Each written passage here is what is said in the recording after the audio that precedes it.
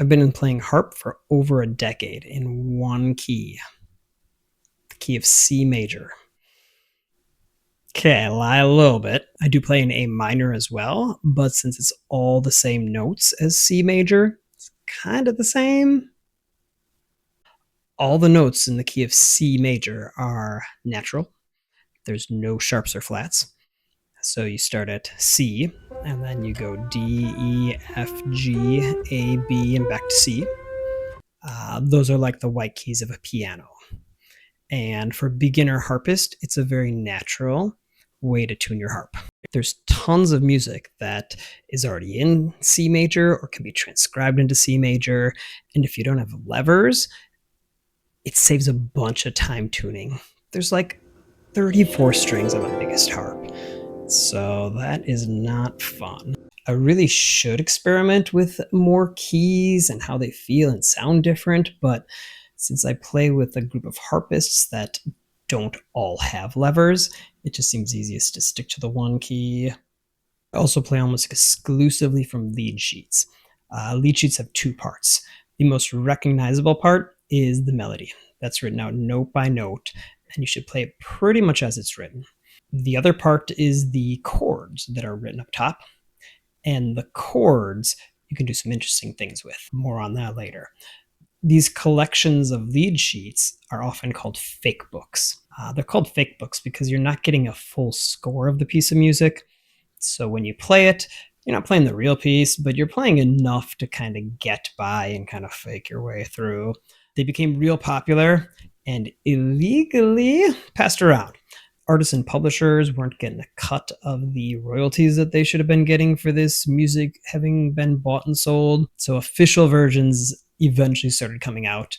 And if you've ever picked up a beginner's piano or guitar book, you'll usually find something that looks like these lead sheets. When I began playing harp, all I really wanted to do was play music. As funny as that sounds, I didn't want to be a professional harpist. I didn't want to play weddings.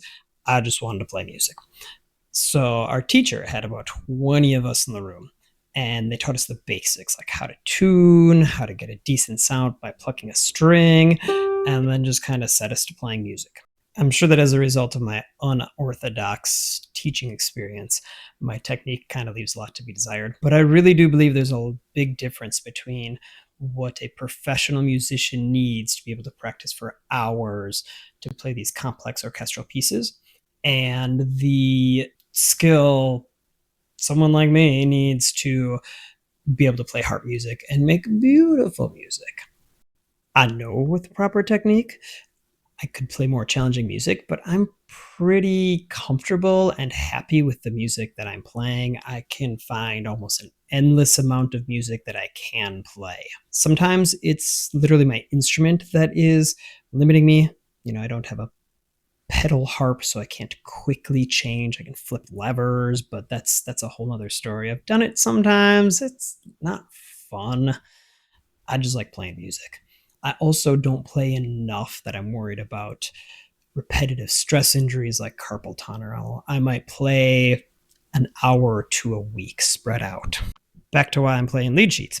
Our music teacher gave us pretty standard harp music at the beginning. It had the melody, and we were struggling to play that. But it also had a preset bass line written out. Now, as we got better, some of us started trying to figure out that bass part, playing with two hands. Probably took me 3 to 6 months to get decent at that, at least a year, I'd say. Now, when we started trying to play that bass part, it didn't sound very good. It was 20 of us who were trying, but not really succeeding at playing the same bass part. It sounded like a whole bunch of solo players who were a little muddled together. It wasn't great. So our teacher decided to switch us over to lead sheets. Even when I'm playing solo, I decided I really like lead sheets. When I play harp, it's in different environments, it's for different events, and even my mood is going to be different depending on when I'm playing, what time of day, if I've had a great day or not.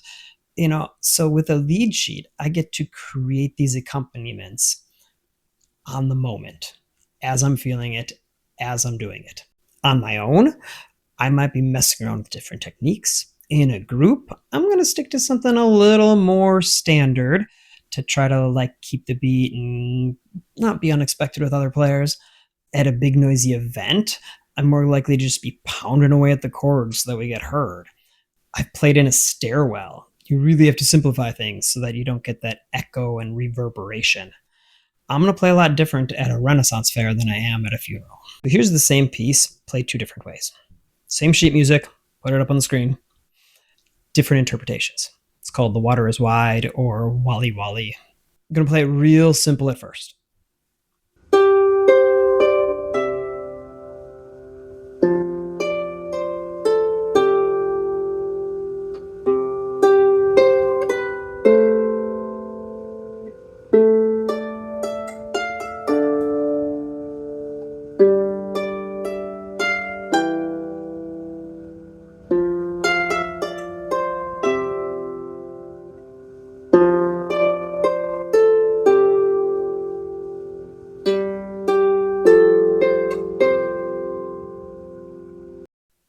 And then let's compare that to a more exciting arrangement.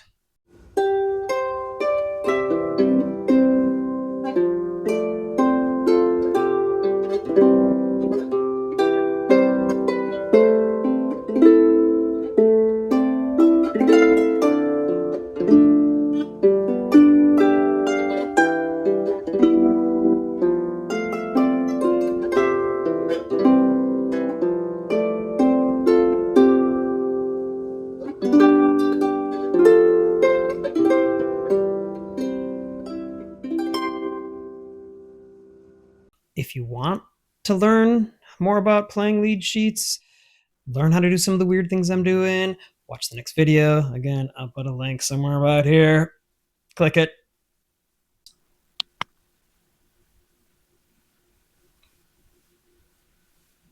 Oh, we're still recording, are we?